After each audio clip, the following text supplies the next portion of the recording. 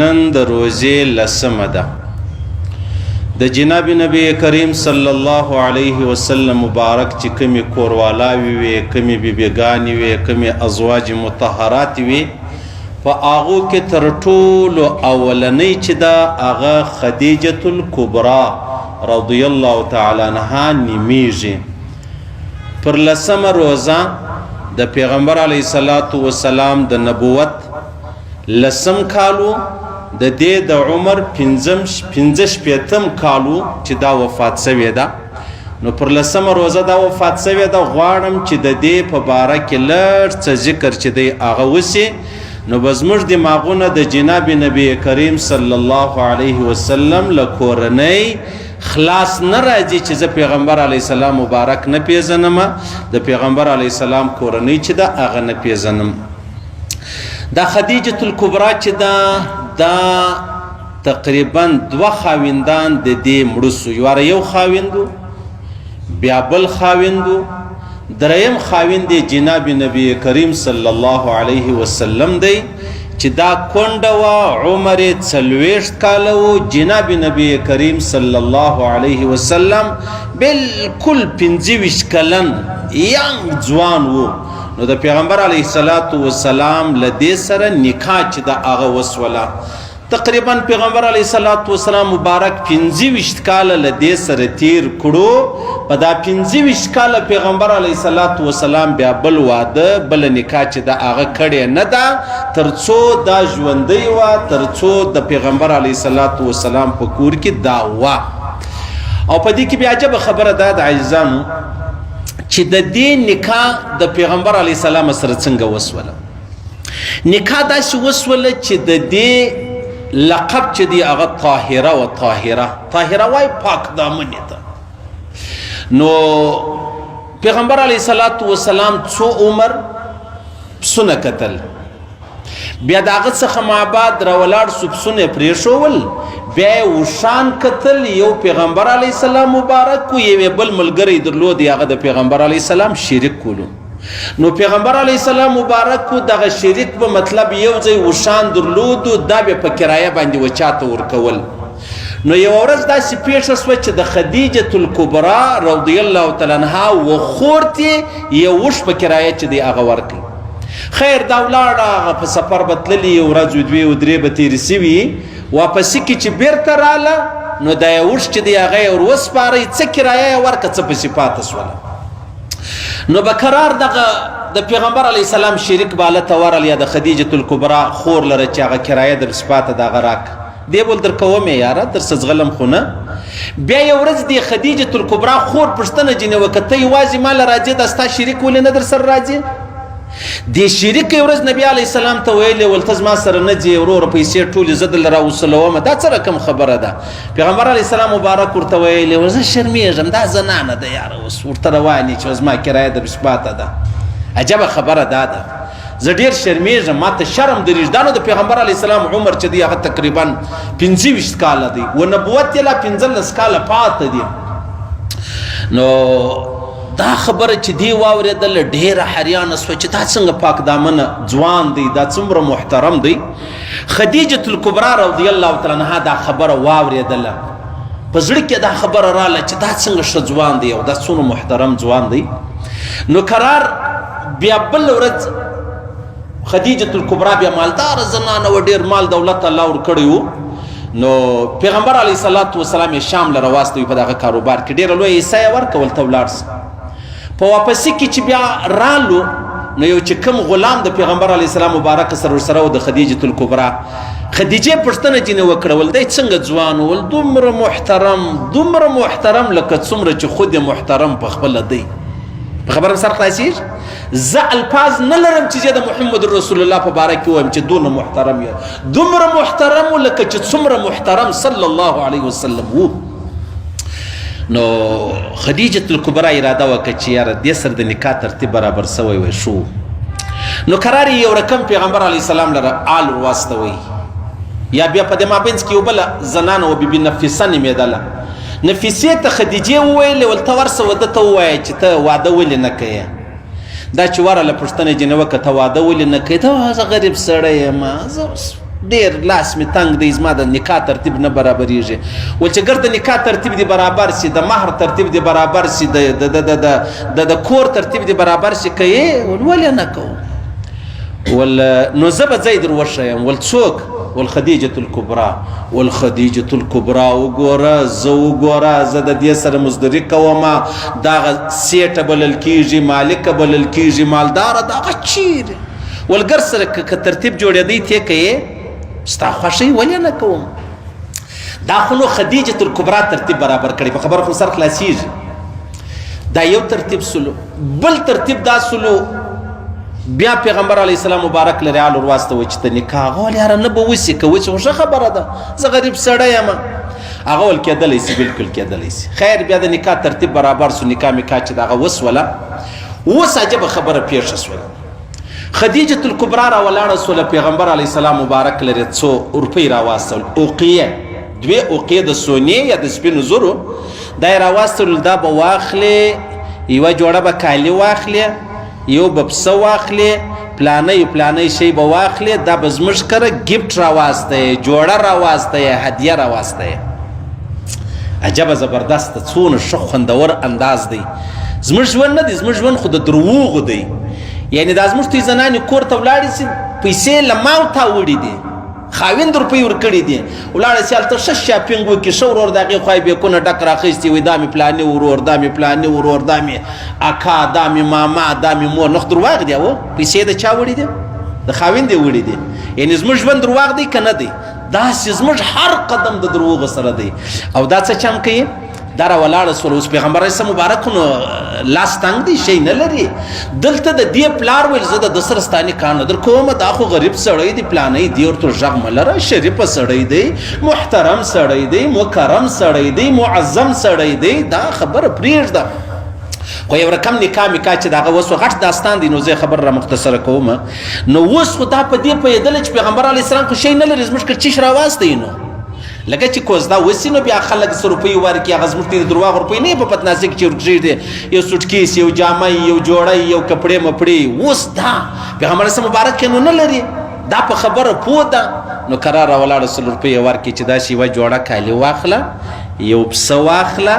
یو پلانی شي دا طبراني را نقل کړي طبراني حیات صحابه مولوي صاحب کې ذکر سته حیات صحابه کې ذکر سته او نو بیا پیغمبر صلی مبارک په ښه جوړه کالي اخیستي بیا به یې پسه اخیستی یې ورواستول هلته پلار خوشحاله سو وایي دا خو ښه خبره ده زه به ته یو ډېر ښه توری ووایم هر هغه زنانه چې هغه پر خپل خاوند مشره یي هغه ډېره هوښیاره یي دا خپل خاوند داسې ولین ته برابروي والله کې انسان تصور وکړي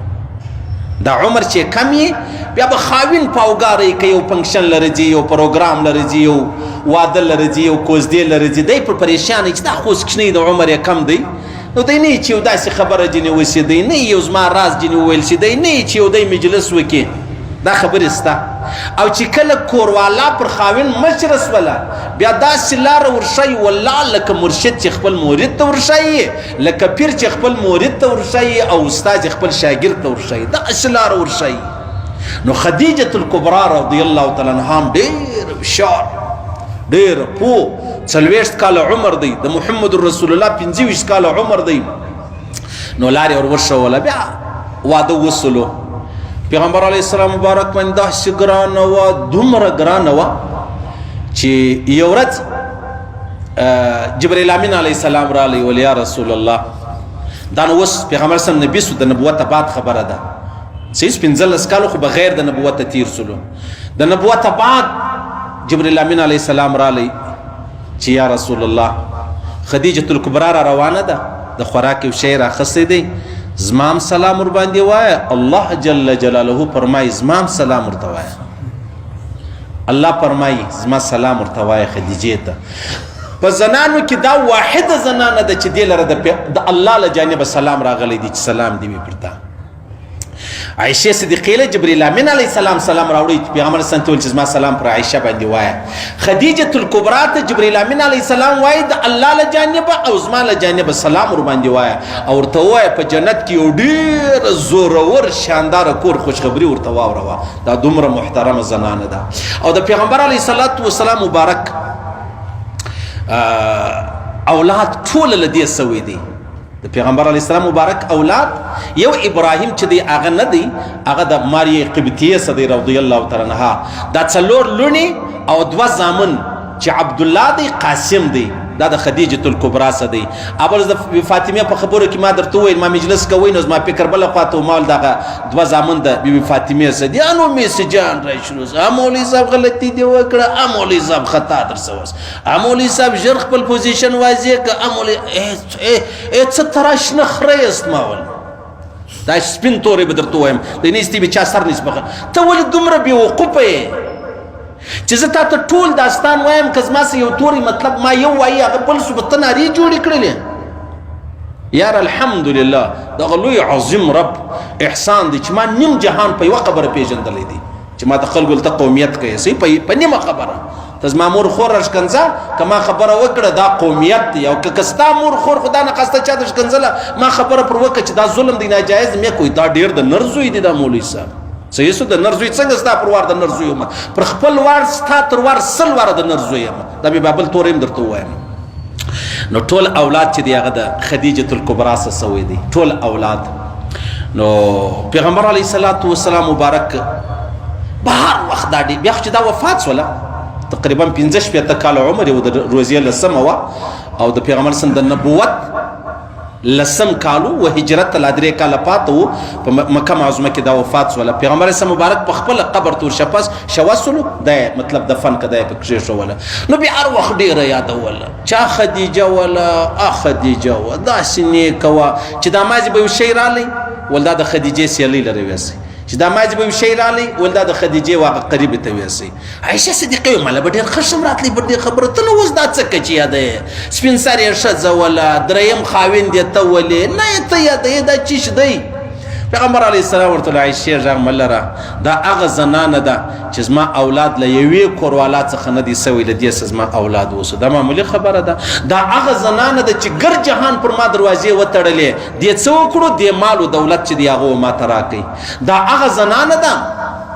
چې ګر جهان چې دی هغه له ما بایکاټ وکوي لیکن دې څه کول دې زما طرفداري کوله دا هغه زنانه ده چې ما کله د نبوت اعلان وکړي اولنۍ په زنانو کې دا ده چې ایمان یې راوړي او اسلام چې دی هغه یې راوړي سبحان الله څومره پاکې زنانې دي څومره پاکې زنانې دي او څومره د الله له جانبه څومره سلامونه او څومره د پیغمبر علیه الصلاة والسلام په هر مجلس په هر ځای پر هر میدان یې یادوه سبحان الله الله اکبر څومره لویه خبره ده الله رب العزت د دې د حیا څخه زموږ زنانې خو څه کوي و موږ ته له حیا را نصیب کړي زموږ هره خور هره لور هره کوروالا هره ادې هغه ته د الله رب العزت د خدیجه الکبرى د ژوند مطابق ژوند چې دی هغه ور نصیب کړي هغه حیا هغه شرم هغه وقار هغه عزت هغه د خاوند احترام هغه د خاوند احترام مال روپۍ د دی ولې لیکن خدمت د چا کوي د محمد رسول الله کوي په کار خدا و چې پیغمبر علیه السلام مبارک خدمت کړی وای زموږ خلک ډېر موږ پر چپه باندې روان یو یعنی که درته ووایم یوه ورځ نه دویمه ورځ یو ځوان راځي چې مولوي صاحب د خپلې کوروالا د وجې داسې پریشانه یم په داسې مشکل کې یم خودکشي جایزه ده چې ویې کړم که نه وکړه خودکشي جایزه ده څومره عجبه خبره ده دلته پیغمبر علیه السلام مبارک 25 کلن ځوان دی 40 کلنه زنانه ده او دا دریم خاوند دی محمد رسول الله صلی الله علیه وسلم څومره شاندار ژوند 25 کال یې ورسره تیر بل هیڅ یوې زنانې کوروالا دومره ټیم نه دی ورسره تیر کړی لکه خدیجه الکبرى رضی الله تعالی عنها سره پیغمبر علیه السلام مبارک څومره وخت تیر کوي نو موږ عزیزانو موږ دنیا ته ډیر ګورو آخرت راڅخه هیر دی موږ د الله او د رسول خبرې راڅخه هیرې دي د دنیا خبرې مې ډېرې په یاد دي یعنی ابن جوزي مولوي صاحب فرمایي پخوا زمانه کې داسې وو د خپلو بچانو ته به دغه د صحابو تاریخ داسې ور زده کوئ لکه موږ ته چې نن د مور پلار تاریخ ور زده کوو د مور پلار نه موږ پکې څنګه زده کوو داسې به د صحابو تاریخ ور زده کوئ ما ورته چې خدیجه الکبرى وپېژنو بیا که چا خبره ورباندې کوله بیا ما ورته رامنوي چې او دا خو خدیجه ده دا پلانۍ چې کومه خبره کوي دا غلطه کوي ګوره څومره لوی پروپاګاندا روانه ده چې پیغمبر علیه السلام مبارک د عائشه صدیقه سره واده وکړي پیغمبر سره مبارک دومره و د عائشه صدیقه مبارک عمر چې دی هغه تقریبا نه کال و دومره و څه حال جوړ کړی دی دلته بل طرف ته وګوره محمد رسول الله د 25 کالو دی او هغه یانګ ځواني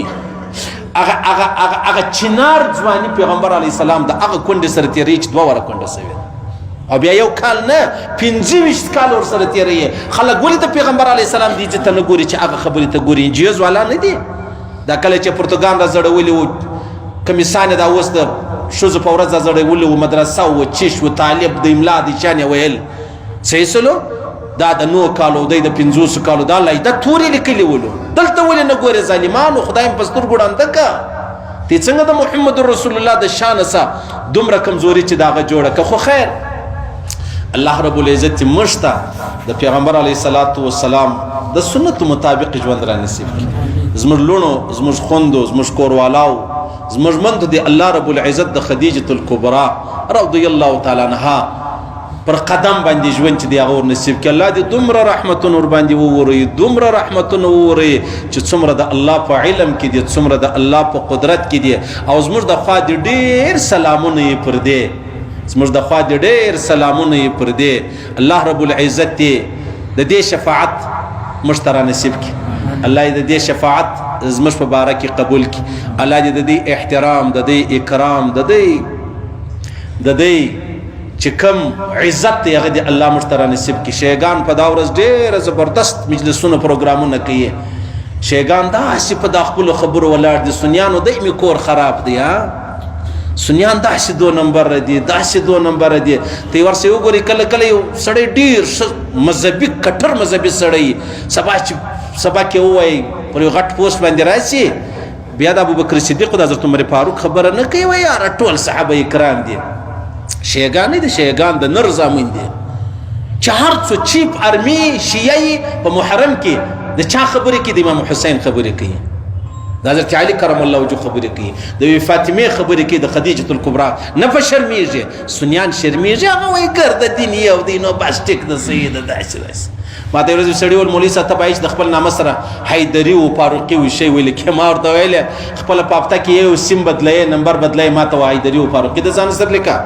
صحیح سلو زموږ خلک چې ولاړ شي هغه پر هغه حل نه پاتېږي بس د روپۍ ورسېدې کرسۍ ورسېده توره ویګو ورسېده 15 باډي ګاټان ورسېدل بس اوس دی وایي زه یم څه ابوبکر صدیق غواړي تا خو په د خپل ځواني کې ټول عمر د ابوبکر صدیق خبرې کولې شیګانې په کوچنیوالي هم کوي په ځواني هم کوي په سپېژړتابه هم کوي د مرګ پر حال هم کوي دا زموږ د دې فرق دی سیده اوس نو ته اندازه ولګوي چې فرق یې څنګه دی بیا به وایي مولوي صاحب د شیګانو صفتونه شروع کړي دي خلک د سپۍ صفتونه لا کوي ته څه وایې د شیګانو صفتونه کوي د شیګانو صفت په منې په دې ځای کې خدیجه الکبرى درنه کړې ده فاطمه رضی الله تعالی عنها درنه کړې ده امام حسن او حسین دروند کړی دی مش په اسی په دروغ کې وتلیو اسی می بس داوا جوړه کړې ده که څه غریب وو ډیر زوره ور د صحابو کې کې له روپۍ پیدا کړي دی بیا وکي تورس په دفتر کې دی وکي دا خبره وای یارانو څنګه کوي حالات برابر نه دي خواندم نه کوي زمر نمبران چې دی هغه ټریسي زمر موبایل چې دی هغه ریکارډینګ کیږي ولا ای خانه می خراب څنګه دي صحابه وشاته وغرزولا سبحان الله الله اکبر الله دې مشتي ټول ته احترام نصیب دا خبره خط وسو عزیزان